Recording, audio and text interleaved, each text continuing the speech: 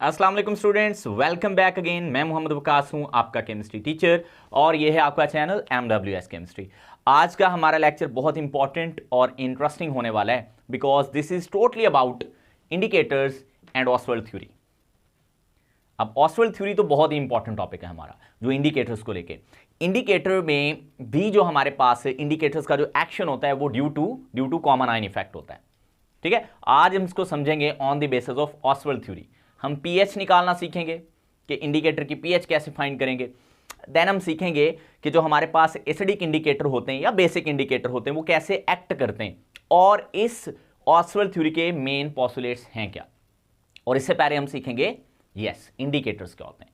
अब इंडिकेटर्स की अगर हम जनरलाइज फॉर्म लिखें या इसकी जनरल डेफिनेशन अगर हम करें तो ये ना ऐसी सब्सटेंसेस होती हैं जो colour change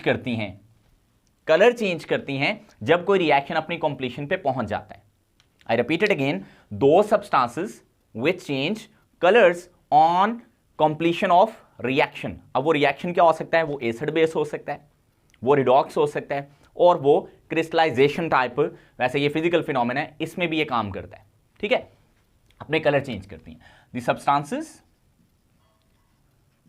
which undergoes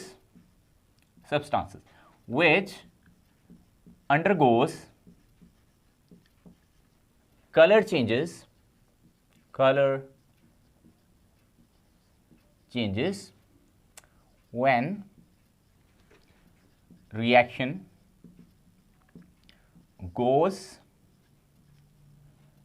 to its completion। जब कोई रिएक्शन मुकम्मल हो जाता है तो ये सब्सटेंसेस अपने कलर्स को चेंज करती हैं। अब इनकी टाइप्स मैं आपको बता देता हूं। ये हमारे पास एसिड बेस इंडिकेटर होते हैं। एसिड बेस, आई अज्यूम कि आपको रेड कलर सही से नजर आ रहा होगा। एसिड बेस इंडिकेटर्स होते हैं हमारे पास। अच्छा, और हमारे पास होते हैं रिडॉक्स इंडिकेटर्स। जो रिडॉक्स रिएक्शन आपको पता है जिसमें ऑक्सीडेशन रिडक्शन होती है, ऐसे रिएक्शंस की कंप्लीशन को चेक करने के लिए हम रिडॉक्स इंडिकेटर्स का यूज़ करते हैं। मोस्ट प्रोबेबली हम एसिड बेस इंडिकेटर्स का ही इस्तेमाल करते हैं। ठीक है, सो ये हमारे पास redox indicators and adsorption indicators. इनका इस्तेमाल नॉर्मली क्रिस्टलाइजेशन वगैरह में होता है या प्रेसिपिटेशन में होता है। ठीक है, so these are 3 types of indicators, you know. अब कुछ एग्जांपल्स मैं दे देता हूं आपको, और हम जो एग्जांपल्स लेंगे वो एसिड बेस इंडिकेटर्स की होंगी, बिकॉज हमारा जो मेन यहां पे कंसर्न है वो है एसिड बेस इंडिकेटर्स, और इसी पे हमारी ऑसवाल्ड थ्योरी होगी। उसके पोस्टुलेट पे आते हैं, पहले थोड़ा सा हम जनरल इंट्रोडक्शन ले लें एसिड बेसिस का, इंडिकेटर्स का।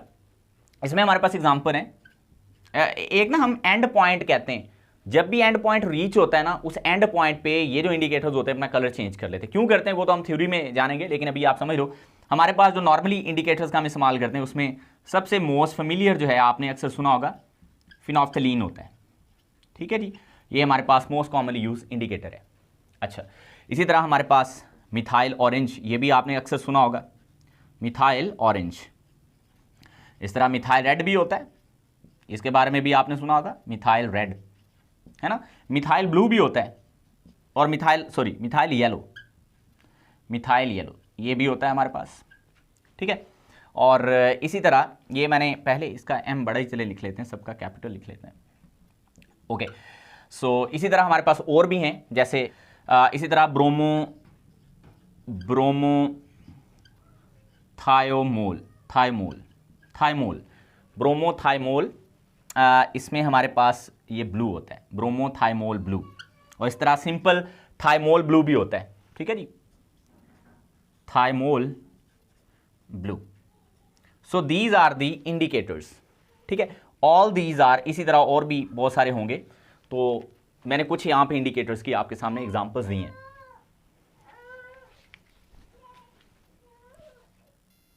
जी, अब हम बात करेंगे, अच्छा इसमें एक ये फिनोल रेड होता है, मैंने पता नहीं क्या लिख दिया है, फिनोल रेड, ये हमारे पास इंडिकेटर होता है। ठीक है, तो बाकी ये हमारे पास सारे इंडिकेटर्स हैं, एसिड बेस इंडिकेटर्स। अब हम देखेंगे जो एसिड बेस इंडिकेटर्स हैं ये कैसे एक्ट करते हैं, क्यों ये अपने कलर चेंज करते हैं। ठीक है, मतलब इनके एक्शन की वजह क्या है एक्चुअली, और फिर हम देखेंगे पीएच कैसे निकालते हैं हम किसी भी एसिड बेस इंडिकेटर की। तो आइए देखते हैं। इसमें सबसे पहले हम देखेंगे ऑसवेल्ड थ्योरी को। अच्छा, ये ऑसवेल्ड जो है ना, ये एक बहुत बड़ा नाम है केमिस्ट्री में, ऑसवेल्ड थ्योरी हमारे पास ऑफ एसिड बेस इंडिकेटर। ठीक है, तो अब ये जो ऑसवेल्ड थे ना, ये बेसिकली इनकी जो मतलब इनकी बर्थ होती है ना, ये होती है रशिया में।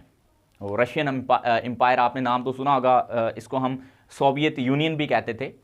तो वहाँ पे ये पैदा होते हैं, लेकिन ये अपनी नेशनैलिटी को चेंज करवा लेते हैं, ये जर्मन बन जाते हैं और अपनी स्टडी को कंटिन्यू करते हैं वहाँ से। और फिर एट द एंड 1909 में ये नोबेल प्राइज़ विन कर लेते हैं फिजिकल केमिस्ट्री में।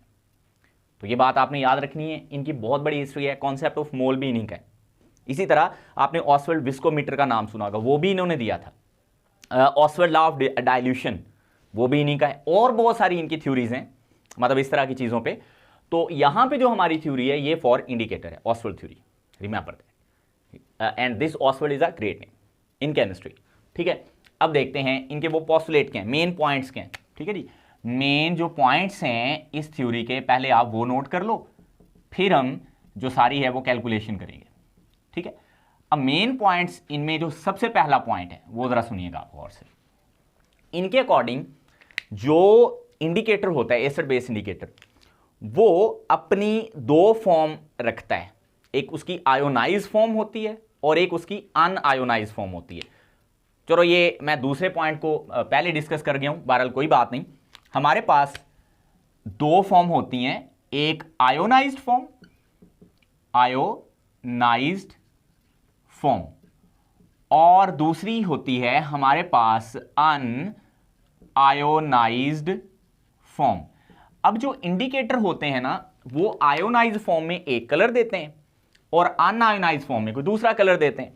अच्छा, ये तो बात होगी हमारे पास। अब दूसरी बात, जिसको मैं पहला पोस्टुलेट कहना था, चलो आप इसको दूसरा कर लो, ये था कि जो हमारे पास एसिड बेस इंडिकेटर्स होते हैं ना, ये वीक ऑर्गेनिक एसिड्स होते हैं या वीक ऑर्गेनिक बेसेस होते हैं। ये आपने याद रखना है, या तो ये वीक ऑर्गेनिक एसिड्स होते हैं, ऑर्गेनिक एसिड्स, या ये होते हैं बेसिस। अब ये भी आपने पॉइंट याद रखना है। इसमें एग्जांपल्स मैंने दे दी हैं, यहां से आप नोट करके इसको यहां पे पुट कर सकते हो, इन्हीं एग्जांपल्स को। ये जो हमारे पास पहला पोस्टुलेट है कि हमारे पास जो एसिड बेस इंडिकेटर होते हैं वो आयोनाइज फॉर्म में एक कलर शो करते हैं और अनआयोनाइज फॉर्म में दूसरा कलर शो करते हैं। कहां उन्होंने आयोनाइज होना है, कहां उन्होंने अनआयोनाइज रहना है, ये डिपेंड करता है। फिर उसको हम आगे चल के देखते हैं। बहरहाल ये पहला पोस्टुलेट। दूसरा था कि वीक ऑर्गेनिक हमारे पास या तो एसिड्स होते हैं या बेसेस होते हैं। We are talking about acid base indicators.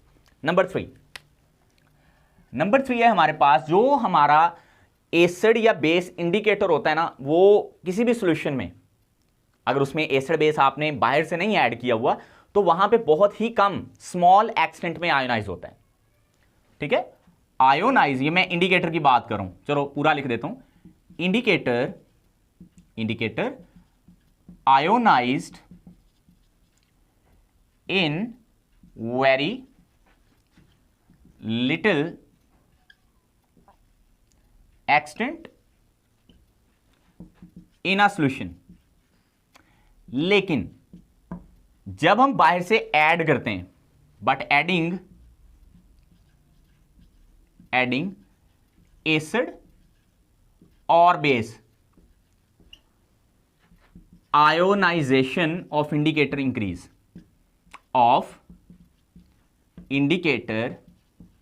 Increases.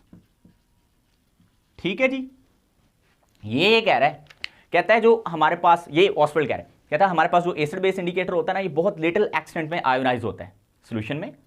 Like अगर आप इसको पानी में डाल दोगे तो बहुत कम आयोनाइज होगा, बहुत ही कम। लेकिन जैसे ही आप उस सॉल्यूशन के अंदर एसिड या बेस डालोगे तो इसकी आयोनाइजेशन बहुत ज्यादा बूस्ट कर जाएगी।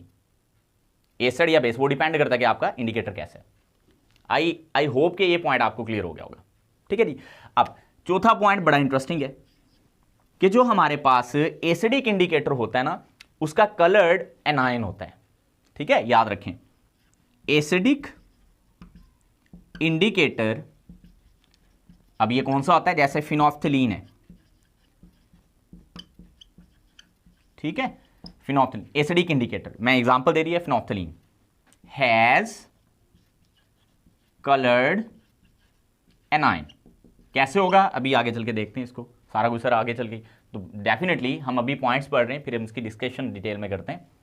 Acidic indicator has coloured A9, और जो बेसिक इंडिकेटर होता है, basic indicator has coloured cation, coloured cation. अब ये कौन से हैं, जैसे मिथाइल ऑरेंज है, मिथाइल रेड है, मिथाइल येलो है, सही है, तो मिथाइल ऑरेंज यहां पे हम ले लेते हैं कॉमनली यूज इंडिकेटर। सो ये, so these are 4 postulate of this Ostwald theory.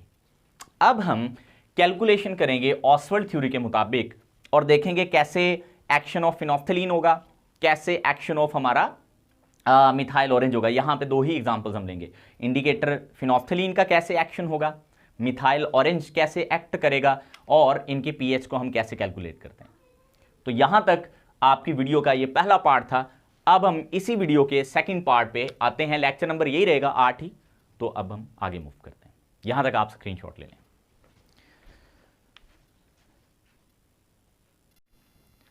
जी, अब मैं ना आपको बताऊंगा कि हम पीएच जो है ऑफ एसिड बेस जो इंडिकेटर्स हैं वो कैसे फाइंड करेंगे। यहां पे हम बात कर रहे हैं एसिड बेस इंडिकेटर्स की, ऑलराइट। तो ये है हमारे पास,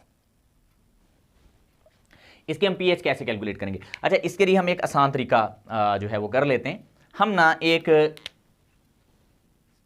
HIN, ये एक इंडिकेटर, IN से मुराद यहां पे इंडिकेटर है, H से मुराद यहां पे ये प्रोटॉन दे सकता है, यानी ये कोई एसिडिक इंडिकेटर है, वीक एसिड।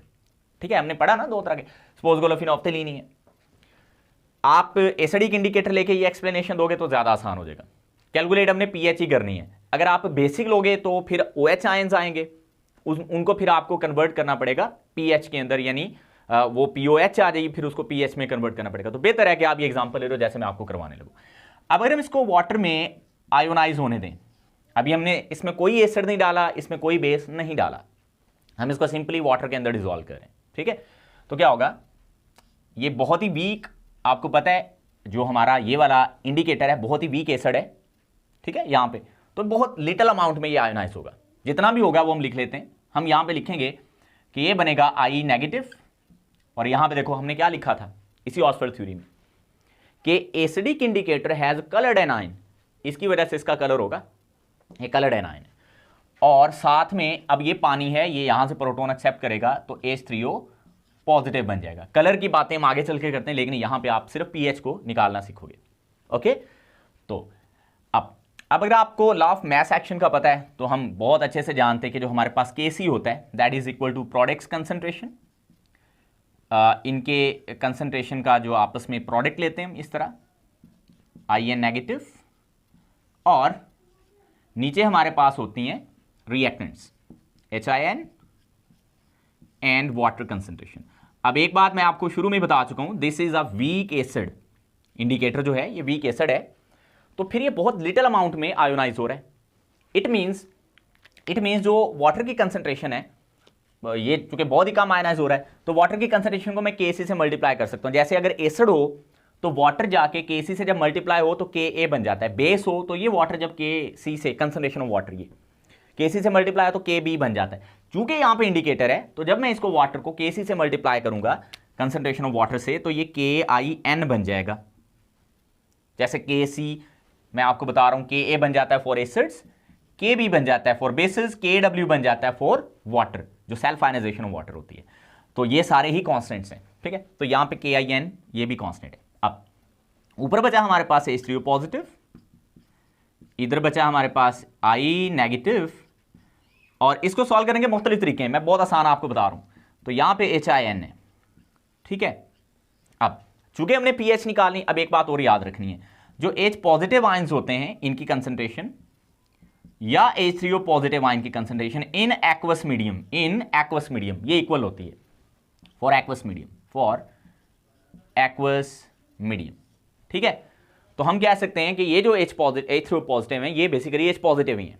हाँ, तो हम ये कर सकते हैं, हमने चूंकि पीएच फाइंड करनी है और पीएच आपको पता है pH is equal to minus logarithm of H positive ion concentration. तो यहां पे मैं H3O पॉजिटिव की जगह एक तो करने लगा हूं H पॉजिटिव, ठीक है, इससे आपने परेशान नहीं होना। तो मुझे ना इसका माइनस लॉगरिथम लेना है, तो मैं पहले इसको आजाद करूंगा बाकी सबसे। तो इधर बाकी इनको इधर भेजो, KIN है हमारे पास, ये HIN की कंसंट्रेशन यहां पे मल्टीप्लाई हो जाएगी और ये जो IN नेगेटिव है ये नीचे जाके डिवाइड होगा यूं, और ये सारा बराबर किसके होगा, यस ये सारा बराबर होगा H पॉजिटिव के, इसकी कंसंट्रेशन के, ठीक है। तो मैंने इसके लिए वैल्यू को सेट कर लिया। अब हम इसको आगे सॉल्व कर लेते हैं। यहां तक तो मेरा ख्याल है कि आपको क्लियर होगा। अब मैं ये लिख सकता हूं H positive is equal to KIN multiplies by HIN and divided by, मेरे पास यहां पे IN नेगेटिव है ये, तो ये हमारे पास एक्चुअली है। तो मैं इधर भी लॉग, पहले लॉग लूंगा, अभी माइनस लॉग नहीं लेता, उसका मैं आपको वजह बताता हूं, आपको ज्यादा सिंप्लीफाई करके समझा रहा हूं, ठीक है। तो इधर भी मैंने लॉग ले लिया, लॉग इन सबका। अब लॉग की ये प्रॉपर्टी होती है, लोग दो तरह के होते हैं, अच्छे लोग भी और बुरे लोग भी। वैसे ये लोग भी दो तरह का होता है, नेचुरल और कॉमन लोग। तो ये जो कॉमन लोग है ना, इसको हम लॉग लिखते हैं, और एक नेचुरल एलन नेचुरल लॉग होता है, वो और तरह हम लिखते हैं। अच्छा खैर, ये जो हमने लॉग लिया ना, इसकी एक प्रॉपर्टी है कि जो मल्टीप्लिकेशन वाली वैल्यूज हैं उनको हम सेपरेट करके लॉग के साथ सम करके लिख सकते हैं। कैसे, मतलब मैं इसको ऐसे लिख सकता हूं, log KIN plus log HIN divided by I negative, और इस सारे की कंसंट्रेशन को ऐसे भी इकट्ठा लिख सकता हूं। अगर आपने अभी इसको अलग अलग लिखना है तो लिखा रहने दें, ऐसे लिख लें, ये भी सही है, यूं, ये भी ठीक है, इसमें गलती आपका कोई वो नहीं होगा। अच्छा, अब इधर है हमारे पास लॉग H पॉजिटिव, है ना। अब आप ना सारों को माइनस से मल्टीप्लाई कर दो ये। अच्छा सर, आपने ये वाली प्रॉपर्टी भी इस्तेमाल करनी थी, ये जो डिवाइड हो रहे हैं इसको माइनस करके लिख सकते हैं, बिल्कुल कर सकते हैं, लेकिन उसका यहाँ पे कोई फायदा नहीं होना हमें, तो हम इसको ऐसे लिखेंगे। तो अगर मैं माइनस लूंगा तो ये माइनस इधर भी आ जाएगा, ये प्लस वाला जो है ये हो जाएगा माइनस, और ये प्लस भी क्या हो जाएगा, माइनस। क्लियर है, उम्मीद है कि यहां तक बात समझ आई होगी। तो मैंने जो कि माइनस लॉग लिया, तो जितने भी प्लस लोग थे सारे माइनस हो गए। तो ये होता है पीएच के बराबर, और ये होता है PKIN, जैसे PKA होता है, KA का माइनस लॉग PKA होता है, इसी तरह जो हमारे पास माइनस लॉग ऑफ KIN होगा ना, ये हमारे पास किसके बराबर होगा, PKIN के बराबर। तो इसको मैं लिखूंगा PKIN। अच्छा, अगर मैं इसको ऐसे कर दूं प्लस, तो लॉग की एक प्रॉपर्टी होती है जो नीचे वाली वैल्यू ऊपर आ जाती है और ऊपर वाली नीचे, तो ये हो जाएगा IN negative divided by HIN। तो इसको मैं अब ऐसे पूरा ही लिख लेता हूं प्लस लॉग के साथ, ये ठीक है, सिर्फ कंसंट्रेशन को ही शो करें। तो ये जो हमारे पास है ना, ये आयोनाइज फॉर्म है, ये अनआयोनाइज फॉर्म है, तो मैं इसको अब यूं भी लिख सकता हूं, pH is equal to PKIN plus log, ऊपर ये आयोनाइज फॉर्म है, इंडिकेटर की बात हो रही है, ये हो गई हमारे पास आयोनाइज्ड फॉर्म, और नीचे हमारे पास क्या होगी, ये अनआयोनाइज्ड फॉर्म है, अनआयोनाइज्ड फॉर्म, इसकी कंसंट्रेशन अलग सारी इस तरह से। So this is called equation two calculate pH of acidic और बेसिक इंडिकेटर, दोनों के लिए इस्तेमाल हो सकती है, क्योंकि जो बेसिक ये बाद में, चूंकि हमारे पास एक फॉर्मूला होता है pH is equal to pH plus pOH is equal to 14, तो यहां से हम पीएच को पीओएच में भी कन्वर्ट कर सकते हैं, सो डोंट बी वरीड। तो ये हमारे पास अभी तक इक्वेशन आ गई है। अभी जो हमने नेक्स्ट काम कर रहे हैं, अभी यहां तक अगर आपको वीडियो की समझ आ गई है, लेक्चर की आई से समझ आ गई है, तो उसको लाइक जरूर कर दें, और अगर आपके दोस्त भी इस प्रॉब्लम के साथ जो है वो इस प्रॉब्लम को फेस करें, तो उनके साथ ये वीडियो लाजमी शेयर करें, ठीक है।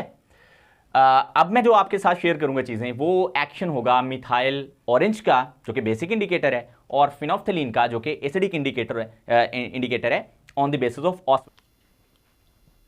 जी स्टूडेंट, अब हम बात करेंगे एक्शन ऑफ फिनोफ्थलीन जो कि एक वीक एसिड है, और मैं आपको समझाऊंगा on the basis of common ion effect, because indicators जो होते हैं ये एक्ट करते हैं on the basis of common ion, ठीक है।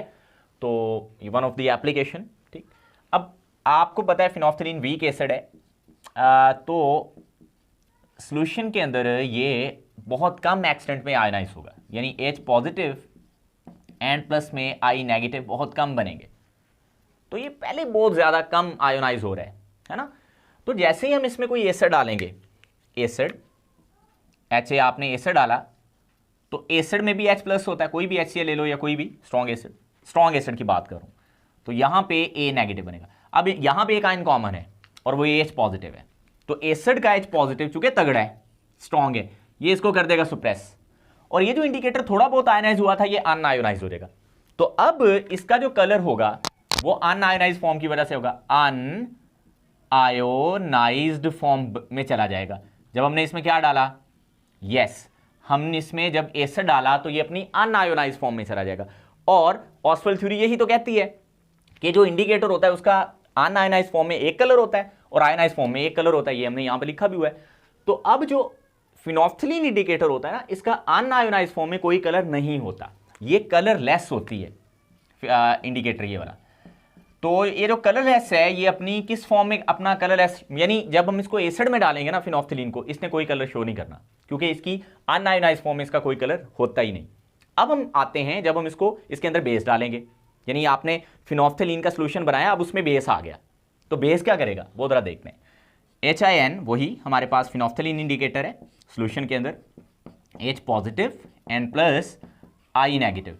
अब आपने इसमें बेस डाली है, अब बेस क्या करेगी, जब आप बेस डालोगे, बेस के पास आपको पता है OH नेगेटिव होता है, बेस के पास OH ने, तो मैं इसको लिख लेता हूं BOH, ठीक है, B स्टैंड्स फॉर बेस, जैसे H यहां पे A स्टैंड्स फॉर एसिड।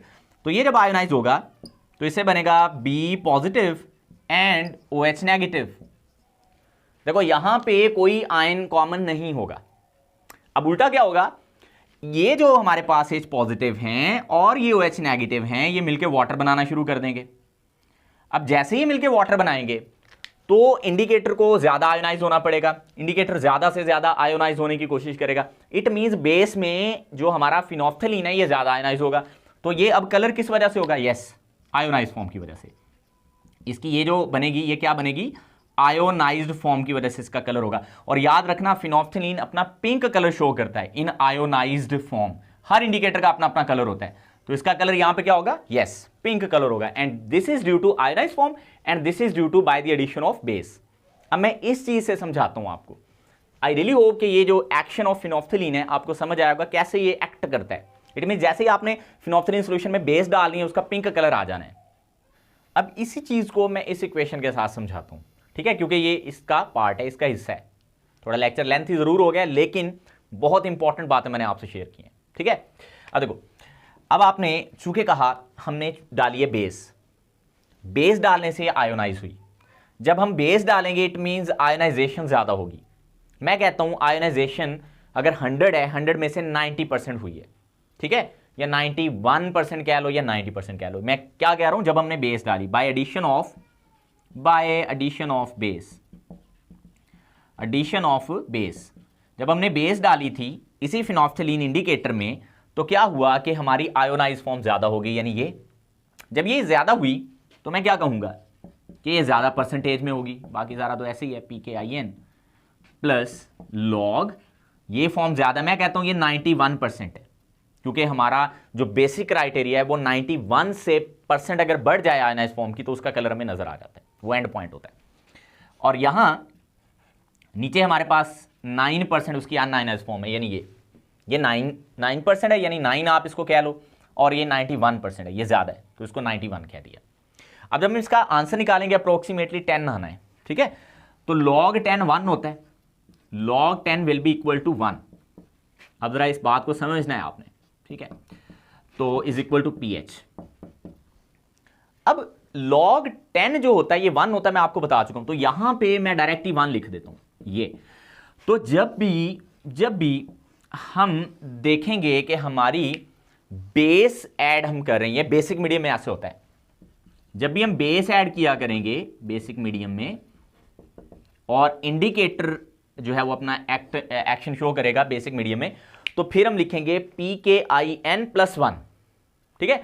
और अगर हम एसिड डालेंगे, अब गौर करना, इससे उल्टा काम करें, अगर हमने एसिड डाला, ये मैं कब बात कर रहा हूं, जब हमारा एसिडिक इंडिकेटर होगा, जैसे लाइक फिनोप्थलीन, सही है। तो तब हमने जब बेस डाली होगी, बेसिक मीडियम होगा, तो ये pH होगी pKin+1। अब आप ऐसे करो, इसी जो हमारे पास ये जो फिनोप्थलीन है, इसको आप एसिडिक मीडियम में चेक करो जरा। यहां पे मैं इसको क्या कर देता हूं, एडिशन ऑफ एसिड,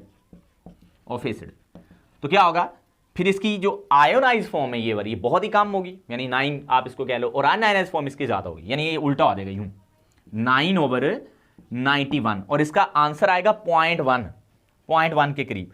तो जब हम 0.1 का लॉग लेंगे ना यहां पे, तो वो -1 हो जाएगा। Am I clear? -1। तो यहां पे जो आंसर आएगा ना वो आएगा -1, and this is for acidic medium.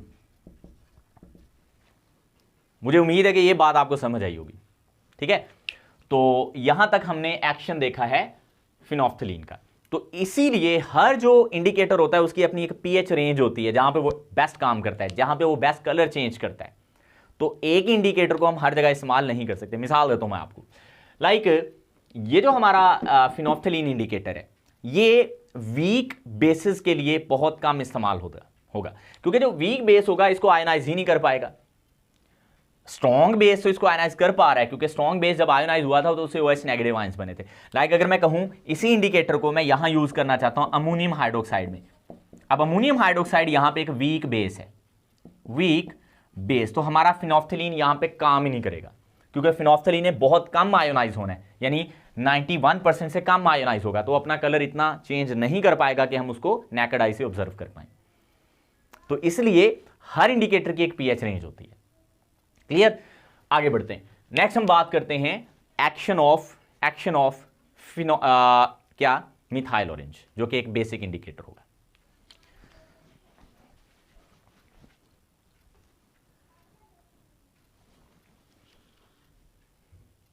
जी आखिरी है हमारा, फिर हमारी ऑस्वाल्ड थ्योरी कंप्लीट होगी, ठीक है। तो मैंने कोशिश ये की है बिल्कुल सुकून से, इत्मीनान से आपको ये मैं लेक्चर दूं, भले लेक्चर की लेंथ बड़ी हो जाए, लेकिन मैंने आपको एक एक चीज़ क्लियर करने की कोशिश की है। यहाँ पे भी हम देखते हैं। अब जो हमारे पास मिथाइल ऑरेंज होता है ना, हम इसको MEOH लिख लेंगे, क्योंकि ये बेसिक इंडिकेटर है, ठीक है। पहले तो इसकी आयनाइजेशन देख लेते हैं। सोल्यूशन के अंदर तो इसने जारी बात है, वाटर के अंदर या सोल्यूशन के अंदर इसने बहुत कम आयोनाइज होना है, अनटिल के हम इसमें एसिड या बेस नहीं डाल देते, ठीक है। वो डिपेंड करता है कि अगर ये बेसिक है तो एसिड डालने से ये ज़्यादा आयनाइज होगा, और बेस डालने से ये पहले से भी जो आयनाइज हुआ था वो भी कम हो जाएगा। वो देखते हैं, वही तो हमने एक्शन देखना है इसका। और इसमें जो हमारे पास कैटाइन होगा ना, ये इसकी आयनाइज फॉर्म की वजह से इसका कलर होगा, और साथ में बनेगा OH नेगेटिव, ठीक है। अब हम इसमें क्या करते हैं, हम इसमें पहले एसिड डाल के देखते हैं। जब हम इसमें एसिड डालेंगे ना, HCl ले लो, कोई भी एसिड ले लो, स्ट्रॉन्ग एसिड। जब हमें इसमें स्ट्रॉन्ग एसिड डालना है ना, तो इससे बनना है H पॉजिटिव और प्लस में और क्या बनेगा, हाँ A नेगेटिव। तो अब यहां पे क्या हुआ है, ये H पॉजिटिव बनने की वजह से ये जो OH नेगेटिव हैं और ये H पॉजिटिव हैं, ये दोनों मिलके वाटर बना देंगे। अब जब वाटर बनेगा, इट मींस मजीद इंडिकेटर को आयनाइज होना पड़ेगा। तो इसका मतलब यहां पे इंडिकेटर मैक्सिमम आयोनाइज होगा। तो यहां पे जो कलर आएगा वो किस वजह से आएगा, यस Me+ की वजह से। ये इसकी कौन सी फॉर्म है, आयोनाइज्ड फॉर्म। और याद रखना, इसकी आयोनाइज्ड फॉर्म की वजह से, जो कि एसिड में होती है, ये हमने एसिड लिया यहां पे, इसकी आयोनाइज्ड फॉर्म की वजह से जो एसिड में होती है, इसका कलर होता है रेड। ये अपना रेड कलर शो करता है, ठीक है। अब इसी को हम बेसिक मीडियम में देख लेते हैं। चलो, आपने लिया मिथाइल ऑरेंज MEOH, ठीक है। ये आयोनाइज हुआ यूं Me+ में OH नेगेटिव। हमने इसमें कोई बेस डाल दी, स्ट्रॉन्ग बेस लाइक NaOH। चलो मैं इसको BOH ही रहने देता हूं। अब BOH से मुराद है बेस, कोई भी बेस डालिए। तो ये स्ट्रॉन्ग बेस है ये वाली, ठीक है। तो यहां पे बना B पॉजिटिव और प्लस में क्या बना, OH नेगेटिव। अब ये कॉमन आयन आ गया ना, और चूंकि ये स्ट्रॉन्ग इलेक्ट्रोलाइट है, चूंकि स्ट्रॉन्ग बेस थी और ये वीक बेस थी, जारी बात है इंडिकेटर हमारी बेसिक इंडिकेटर है और ये वीक होती है, वीक बेस, ठीक है। तो चूंकि ये वीक है और ये वाला हमने जो एसिड बेस बाहर से डाली है वो स्ट्रॉन्ग है, तो ये वाला आयन कॉमन होने की वजह से इसकी आयोनाइजेशन को मजीद स्प्रेस करेगा, और ये रिएक्शन जो इंडिकेटर का फॉरवर्ड की तरफ था थोड़ा बहुत, वो रिवर्स हो जाएगा। और इसकी सारी अनआयोनाइज फॉर्म, यानी ये ज्यादा बढ़ जाएगी, अनआयोनाइज्ड फॉर्म इसकी बहुत ज्यादा हो जाएगी। तो अब इसका जो कलर होगा ना वो अनआयोनाइज फॉर्म की वजह से होगा। और याद रखना इसका अनआयोनाइज फॉर्म की वजह से जो कलर होता है वो येलो होता है। तो अब यहां पे येलो कलर शो करेगी। अगर आपको मिथाइल ऑरेंज येलो कलर दे रही है तो इट मींस बेसिक मीडिया है, और अगर रेड कलर दे रही है तो एसिडिक मीडिया है। क्लियर है? यानी pH लेस देन 7 है तो एसिडिक मीडिया, मोर देन 7 है तो बेसिक मीडिया। अब ये जो चीजें हैं बहुत इंपॉर्टेंट है जो आपके साथ मैंने शेयर की हैं, action of methyl orange, action of phenolphthalein. Next जो हमारी थ्योरी होगी that will be yes quinonoid theory, उसमें हम बात करेंगे। लेकिन इसमें आखिरी चीज मैं ऐड करना चाहता हूं, वो जरा देख लें आप, फिर आप इस लेक्चर को खत्म समझें। तो क्या अब ये स्ट्रॉन्ग बेस में तो कलर दे रही है क्योंकि आयनाइज हो जाएगी, सॉरी स्ट्रॉन्ग एसिड में तो ये कलर दे रही है क्योंकि आयनाइज हो जाएगी। लेकिन क्या ये वीक एसिड में भी आयनाइज होगी? तो आंसर है नहीं। कैसे? अगर यहां पे मैं स्ट्रॉन्ग एसिड की जगह, जैसे मैंने यहां पे strong acid let's suppose HCl लिया था, तो मैं इसकी जगह चेंज कर देता हूं, मैं इसको अमोनियम क्लोराइड ले लेता हूं, अमोनियम क्लोराइड। अब जो अमोनियम क्लोराइड है ना ये वीक एसिड होता है, वीक एसिड। अब ये जो वीक एसिड है, अगर ये हम मिथाइल ऑरेंज इंडिकेटर इस वीक एसिड की डिटर्मिनेशन के लिए इस्तेमाल करें तो ये मिथाइल ऑरेंज आयोनाइज नहीं होगी, इसने रेड कलर शो नहीं करना। उसकी वजह क्योंकि ये वीक एसिड के साथ आयोनाइज नहीं होगी, ये बहुत कम आयोनाइज होगी, तो लिहाजा इसकी भी एक pH रेंज है जहां पे ये बेस्ट काम करेगी। So that's it about today's lecture. I really hope you enjoyed this lecture as well as you understand about this whole lecture. और मुझे एक और भी उम्मीद है कि आप इस वीडियो को लाइक भी करोगे और इसको शेयर भी करोगे। Thank you so much. Last पे इसका स्क्रीनशॉट ले लें। अल्लाह हाफिज़।